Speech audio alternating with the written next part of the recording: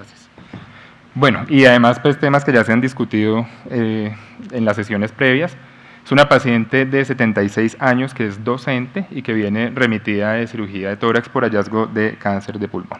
Entonces es una paciente que venía en seguimiento por un nódulo pulmonar hallado incidentalmente desde el 2020 y en el seguimiento se le hace un TAC de tórax de control en el 2021 que encuentra un nódulo, o bueno, encuentra que el nódulo que ya tenía la paciente espiculado con densidad de tejidos blandos y halo en vidrio esmerilado ha crecido y pues tiene características altamente sospechosas de malignidad. Este es un caso del doctor Eric Cantor. La paciente no tenía lesiones a otro nivel, esta es la lesión en el lóbulo superior izquierdo. Entonces se decide llevar a la paciente a un procedimiento en el cual se le hace pues, biopsia por congelación, que es positiva, y posteriormente se lleva a una lobectomía superior izquierda con disección nodal. No tiene la paciente otros antecedentes de importancia, tiene hipertensión pues, arterial, hipotiroidismo, sin historia previa de tabaquismo significativa, y la patología quirúrgica nos muestra un adenocarcinoma infiltrante de patrón lipídico en un 50%, sólido 30%, acinar 20%, unifocal de 1.3 centímetros, sin invasión linfovascular, con pleura visceral comprometida y con 17 ganglios que son negativos para tumor. Entonces, este es un caso que hubiera sido muy bueno para la pregunta del doctor Brujés, en el cual tenemos un paciente con un estadio patológico 2A, con pleura visceral comprometida menor a 4 centímetros, que es N0 y que al final se le da una estadificación de 1B. La paciente, pues digamos que se discute en junta y se decide que por el compromiso de la pleura visceral es candidata a adyuvancia con quimioterapia, con carboplatino pemetrexed, la cual no alcanza a recibir en realidad porque se obtienen los resultados de los estudios moleculares que muestran una delesión del exón 19 de GFR y LK sin rearreglos y pues esta expresión de PL1.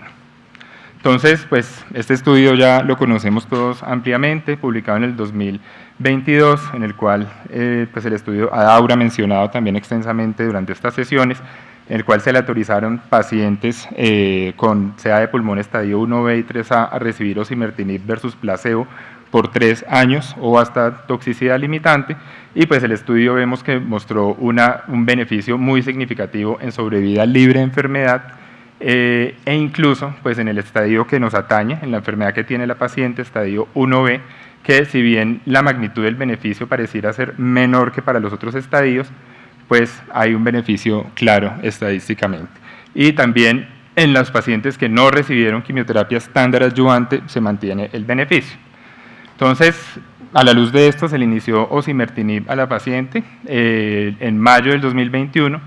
La paciente, digamos que tiene solo síntomas leves, tiene una adecuada tolerancia, en algún momento requirió suspensión de la terapia, pero se le reinició, y en mayo la paciente presenta disnea, desaturación, tos y requiere pues, de hospitalización pues, por esto. Entonces se evalúa a la paciente de manera multidisciplinaria y por los hallazgos del TAC se considera que está cursando una neumonía en organización versus una neumonía intersticial no específica, probablemente en relación a su terapia oncológica. Entonces se considera que tiene una probable reacción adversa medicamentosa, se suspende el osimertinib, se inicia manejo con prednisolona y posteriormente en el seguimiento la paciente pues presenta resolución de todas las lesiones o de la gran mayoría de las lesiones nuevas que había presentado y una mejoría clínica significativa. Entonces, digamos que en el estudio inicial en el ADAURA, en el seguimiento inicial se documentó que había una incidencia de más o menos 3% de enfermedad intersticial y si se confirmaba o si se consideraba asociada al tratamiento, pues se debía suspender de manera definitiva porque es un evento adverso grave, ¿sí? Y ya el seguimiento, pues a 2 años más, que ya se comentó también previamente, vemos que cuando los pacientes todos ya tuvieron la oportunidad de recibir los 3 años completos de adyuvancia, se mantiene un beneficio, digamos, claro, ¿sí? Las curvas se mantienen separadas, se mantiene el beneficio, digamos que a largo plazo en sobrevida libre de enfermedad, pero sobre todo en los estadios de más alto riesgo, como vemos las curvas pareciera ser que empiezan, digamos, a unirse, ¿sí? Pareciera ser que una vez se suspende el tratamiento, el beneficio de los imertinib podría ser que se pierda. Esto más claro en el estadio 3 y el estadio 2, pero en el estadio 1 de pronto no es tan claro, ¿sí? Esto al final pues es porque ya había muy poquitos pacientes en riesgo, se mueren uno o dos o mueren todos y la línea pues baja a 0. Pero digamos que al menos en el estadio 3 y el estadio 2 no sabemos si de pronto la adyuvancia con osimertinib vaya a terminar en lo mismo que con los otros ITK, o que de pronto en el futuro veamos que haya un concepto similar a lo que sucede con la adyuvancia hormonal en cáncer de mama, y es que toque de pronto extenderla más tiempo, ¿sí? El problema es que esto pues, es un poquito más costoso, ¿no? O sea, vale, ayer busqué y comprar un frasquito de osimertinib, 28 millones. Entonces, de pronto no se pueda trasladar a la realidad en el escenario pues, actual de los costos. Y como vemos acá, pues la toxicidad obviamente pues es mayor en el grupo de adyuvancia, ¿sí? Y lo mismo, digamos que hay una incidencia baja, pero real, de eventos adversos pues, por enfermedad intersticial asociados a los osimertinib. Aquí este análisis por subgrupo nos muestra pues, que el beneficio en el estadio 1B igual pareciera ser de menor magnitud que en los estadios más avanzados, pero se mantiene y también pareciera haber digamos, un beneficio de menor magnitud en los que no recibieron quimioterapia versus los que sí, pero igual pues ambos son estadísticamente significativos, y a la luz de las curvas a largo plazo, pues digamos que se pregunta uno también si es necesaria de todas maneras la quimio adyuvante pues o no, ¿listo? Entonces pues quería traer este caso para ilustrar el tratamiento del CA de pulmón en estadio temprano, y pues que si bien ha mostrado beneficios en sobrevida libre de enfermedad, aún no tiene beneficio en sobrevida global, y pues puede tener unas toxicidades importantes.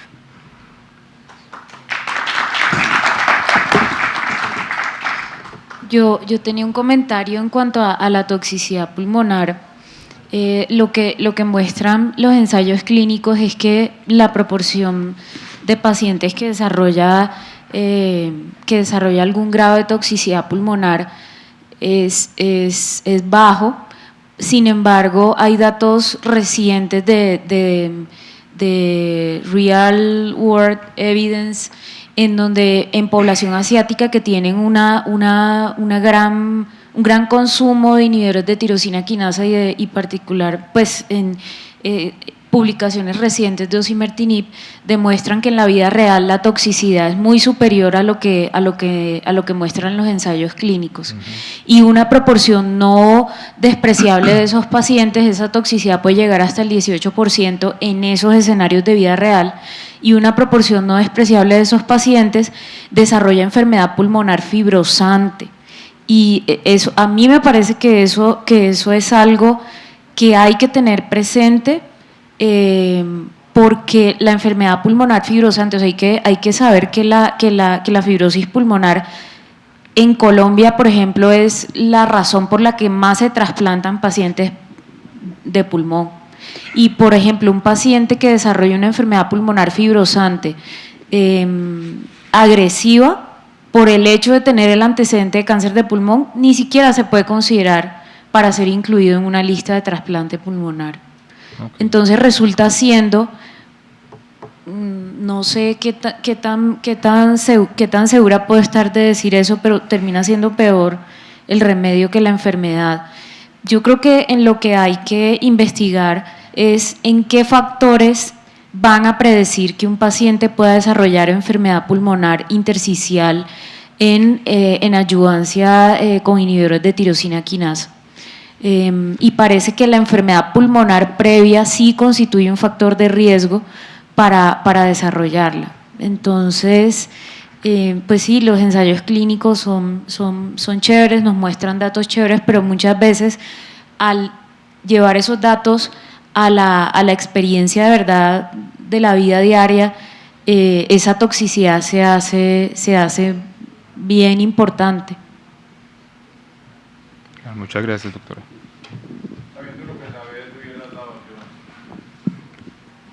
Sí, sí. Sí, pero lo que comentaban antes, toca mirar a más largo plazo el seguimiento, ¿no?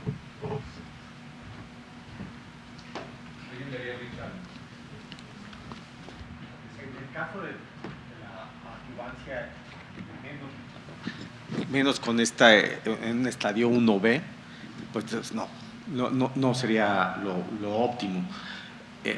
La doctora Viola ya comentaba los factores de riesgo que en el estudio japonés, el POC y el asma son los que están más asociados con la neumonitis intersticial por osimertinib. Pero en pacientes que están en estadio 4, y que se recuperan con el tratamiento con esteroide, podemos intentar nuevamente el tratamiento con osimertinib, y hasta 26% de los pacientes pueden volver a tener neumonitis, pero un alto proporción de pacientes no desarrollan neumonitis. Tal vez con una vigilancia estrecha en el contexto de enfermedad metastásica podemos hacer el rechallenge.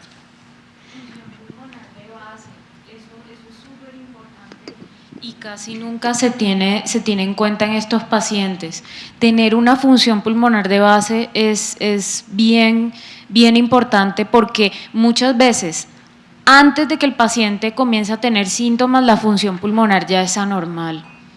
Y la función pulmonar en el contexto de la enfermedad pulmonar intersticial, la capacidad de difusión se afecta tempranamente, incluso antes de que el paciente tenga alguna manifestación clínica.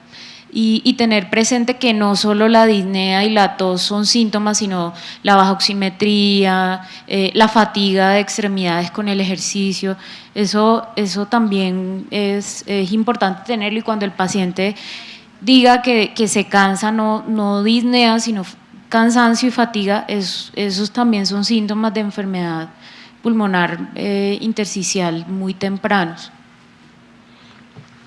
Tal vez para comentar adicional del caso y en relación con el comentario o con los comentarios que se hicieron de la estadificación, de pronto en ese caso faltó estadificación o no escuché un PET o una estadificación, no se hizo, y en ese caso, pues a pesar de que era una lesión pequeña, debió haberse hecho un PET. Si el PET era negativo, la discusión que escuchamos de las masas menores a 3 centímetros periféricas, como lo mencionó el doctor Brujé, es un 6%, a pesar de eso tienen ganglios mediastinales positivos, o sea que por eso era mi comentario, que a veces, pese a que sea periférico menor a 3 centímetros, de golpe en algunos casos vale la pena aún así hacer estadificación mediastinal, a pesar de que esté permitido ir a cirugía con un PET negativo, para tenerlo en cuenta de pronto en ese caso que debió hacerse la estadificación mediastinal cuando menos con PET.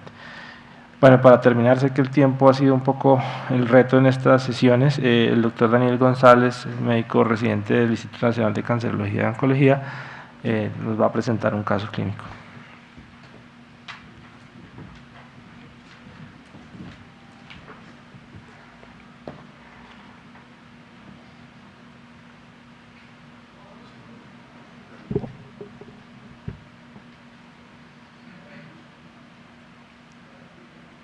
Bueno, buenas tardes a todos, muchas gracias al doctor William por la invitación. Creo que en tiempo tengo 5 minutos, creo que soy el único que no trajo ningún estudio, probablemente los 5 minutos están relacionados con la cantidad de conocimiento que tenga al momento. Vamos a ver cómo nos va. Esta es una señora de 62 años, tiene antecedente de POC, utilizando doble digamos, bronquilatador de larga acción, una osteoporosis grave con fracturas vertebrales que utiliza denosumab, y tabaquismo activo, que al momento al menos un promedio de un índice de paquetes año de alrededor de 60. Esta paciente debuta en el 2019, se hace un diagnóstico de un cáncer de pulmón escamocelular, un T4 en el 090, un PDL1 del 15%, un bajo expresor. Este paciente se estadificó con un PET, el PET no tenía ganglios mediastinales ni enfermedad a distancia, se le hizo una mediastinoscopia que fue negativa y en la junta molecular se llevó con función pulmonar y se decidió que era un paciente no operable por su función pulmonar que pudiera quedar residual después de la cirugía. Entonces, en este caso, pues un estadio 3A, para el momento del diagnóstico se decidió hacer un esquema pacífico, un quimiorradio concurrente, el cual, digamos, tuvo una buena respuesta, se alcanzó a finalizar, digamos, el esquema de durvalumab un año posterior y vemos que en realidad una masa grande a nivel de pulmonar izquierdo y finalmente queda con algo residual alrededor de 12 milímetros que se alcanzó a medir de la masa justo al final de terminar la consolidación con el durvalumab, teniendo una respuesta parcial y una mejoría, digamos, funcional y sintomática de la paciente. Posteriormente, casi que mesecitos después de haber finalizado el esquema de durvalumab, empieza con síntomas respiratorios. Con esos síntomas respiratorios se decide hacer una nueva imagen. En esa nueva imagen lo que tenemos es que tiene una progresión de la enfermedad a nivel locorregional. Digamos que el radiólogo nos dice que tiene un aumento de la enfermedad no medible por el grosor pleural y además un aumento de la enfermedad medible con una casi duplicación de la lesión pulmonar a nivel basal izquierdo, en el cual pasa de 12 milímetros a alrededor de 24 a 25 milímetros y pues digamos habiendo descartado otras lesiones a distancia, nos quedamos como con qué hacer con ese paciente, en un paciente que tuvo una buena respuesta, digamos, con el durvalumab, era una lesión muy grande y quedó con 1 milímetro de lesión, que posteriormente crece, digamos, en un corto periodo de tiempo. ¿Qué le harían ustedes? Este es el resumen que tenemos. ¿Y qué harían? Digamos, intentarían hacer una radioablación a la lesión porque no tiene más progresión a nivel sistémico, intentarían utilizar un esquema basado en platino teniendo en cuenta que tuvo una respuesta buena durante la quimiorradiación, o una quimioterapia no basada en platinos, un ejemplo, un taxano con un antiangiogénico. Intentarían utilizar esquemas de quimioinmunoterapia, digamos, teniendo un escamo, lo que tenemos aprobado acá, algo parecido a un 407, o de pronto un 9LA, o utilizar, ustedes asumiendo que sería una segunda línea de tratamiento, un Keynote 010 de pronto, o nivolumab, que es lo que tenemos autorizado a nivel nacional, o de pronto utilizar de pronto un esquema como un Checkmate 227, teniendo en cuenta que el paciente digamos que tuvo una buena respuesta con la inmunoterapia y de pronto doseando un anti-CTLA-4 uno pueda vencer una de esas resistencias probablemente adquirida que tiene esta paciente. Nosotros la discutimos en la junta nosotros del Instituto Nacional de Cancerología, decidimos que había tenido una buena respuesta con la quimiorradioterapia inicialmente y por eso fue que se pudo utilizar el durvalumab, entonces, y también tuvo más respuesta con el uso de un anti-PDL1, entonces decidimos utilizar un esquema de quimioinmunoterapia similar a un Keynote 407, obviamente se sale de todos esos protocolos, pero utilizamos carbotaxol más pembrolizumab por 4 ciclos. Posteriormente está en mantenimiento con pembrolizumab en un esquema porque la paciente ahorita se fue a vivir lejos con un esquema de cada 6 semanas y en el momento lleva 1 año con una enfermedad estable y con una muy buena calidad de vida. Entonces traía ese caso como para ver ustedes qué piensan, qué es lo que nos trae a futuro en todos los pacientes que en los estadios 3 vamos a utilizar agentes de, digamos, anti-PD1 o anti-PDL1, ya sea en neoadyuvancia, en quimiorradio y consolidación o en adyuvancia cuando tengan su primera recaída o progresión de su enfermedad, cuál sería el esquema a utilizar en ese momento. Muchas gracias.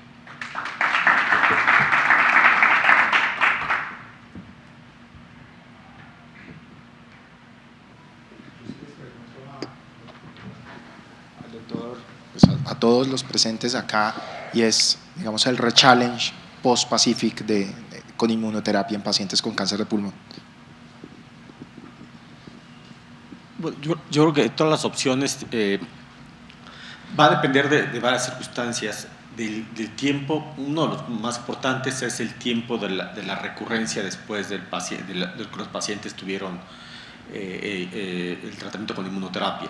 No es lo mismo un paciente que esté recurriendo con el mantenimiento de durvalumab y otro que paciente que recurra después de que tuvo el tratamiento de durvalumab.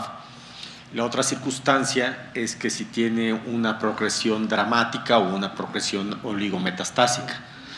Si estas combinaciones, por ejemplo, un paciente que está progresando de manera dramática durante el tratamiento de la inmunoterapia, yo ya no insistiría más con inmunoterapia y hay que agregar quimioterapia. Muy diferente en el caso de un paciente que está progresando con durvalumab de manera oligometastásica y que aquí se puede dar un tratamiento locorregional y continuar con la inmunoterapia. O un paciente también que se encuentra post-tratamiento con durvalumab de manera, una progresión oligometastásica, dar tratamiento locorregional y agregar tratamiento con quimio, inmuno o inmunoterapia sola, tal vez con algún otro anticuerpo, dependiendo de las características también moleculares y de la expresión de PDL1. Entonces son muchos factores como para dar un cambio. Lo que sí sabemos es que los pacientes que tienen más de 2 años con inmunoterapia en estadio avanzado y que se hace el rechallenge, tienen 20% de respuestas cuando se vuelve a dar tratamiento con inmunoterapia sola y que con un 70% de beneficio clínico, es decir, enfermedad estable o respuesta. Entonces sí es posible dar el rechallenge, pero va a haber muchos factores que van a condicionar la recomendación. El tipo de progresión, el tiempo de la progresión, la expresión de PDL1 y si tenemos un análisis molecular.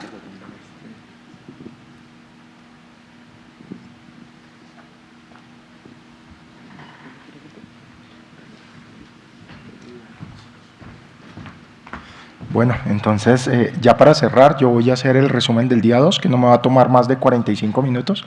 Entonces, muchísimas gracias a todos por haber asistido, de verdad, muchísimas gracias a los patrocinadores, a los conferencistas y nada, nos veremos en una próxima oportunidad. Que estén muy bien, hasta luego.